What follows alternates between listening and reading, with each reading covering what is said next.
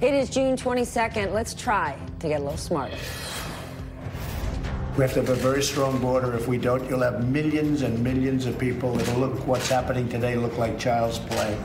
We're given this immigration mess, and it was made worse by all of the different contradicting laws that have been passed. They're extremist, open border Democrats. People are suffering because of the Democrats. We need votes from the Democrats or nothing can pass. They want us to take care of bed space and resources and personnel and take everybody and, like, let's run the most luxurious hotel in the world for everybody. It hasn't been good.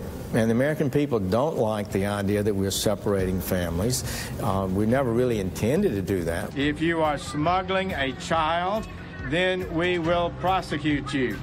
And that child may be separated from you as required by law. Maybe I can find another Bible verse to twist and wrench from its proper context. She says that authorities had told her that she was only going to be separated from her son for 48 hours. It's now been 9 days, and she has no idea where he is. These aren't our kids. Show them compassion. But it's not like he's doing this to the people of Idaho or Texas. These are people from another country, and now people are saying that they're more important than people in our country who are paying taxes who have needs as well. Yeah. They walk through Mexico like it's walking through Central Park. I cried last night when I heard those babies crying. Please tell me, whatever you want me to do, I will go to the borders. I get arrested again. If necessary, I'm prepared to go to jail. I also like to ask you how I can help to these children to reunite with their families as quickly as possible. This was not a fashion statement. This was a political message where she said, I don't care. Wearing a jacket that said, I don't care. It is an unforgivable moment for Melania as the First Lady. The First Lady's spokesman says, it's a jacket. There was no hidden message.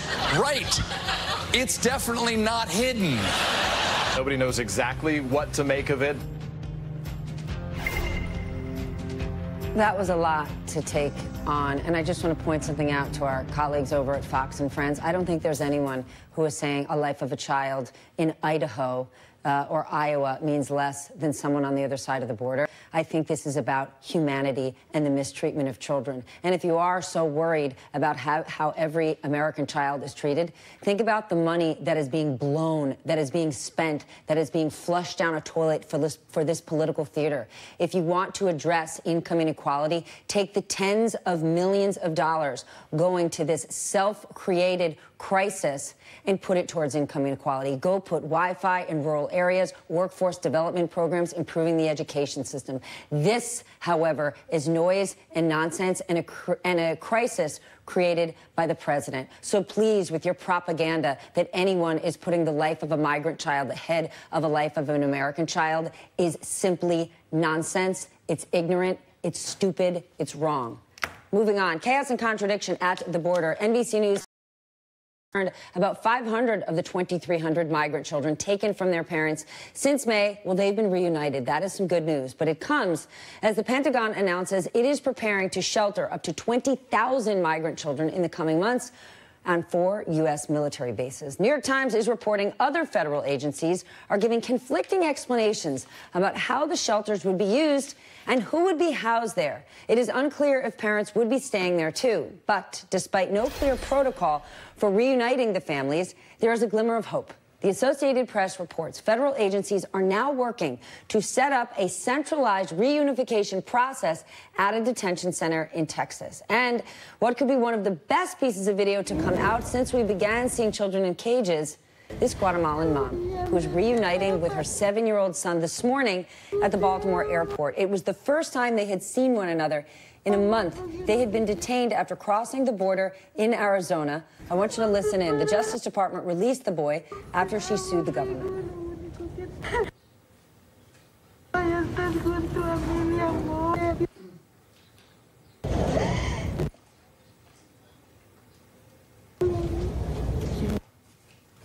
And again, if you're so concerned, why should we care? This woman had to sue the U.S. government. Imagine how much it cost to fly that young boy, that she then had to go through a legal proceeding with the U.S. government. Imagine if that money were going to make the lives of Americans better. Political theater. And I can't figure out who the audience is. Joining me now, MSNBC's Mariana.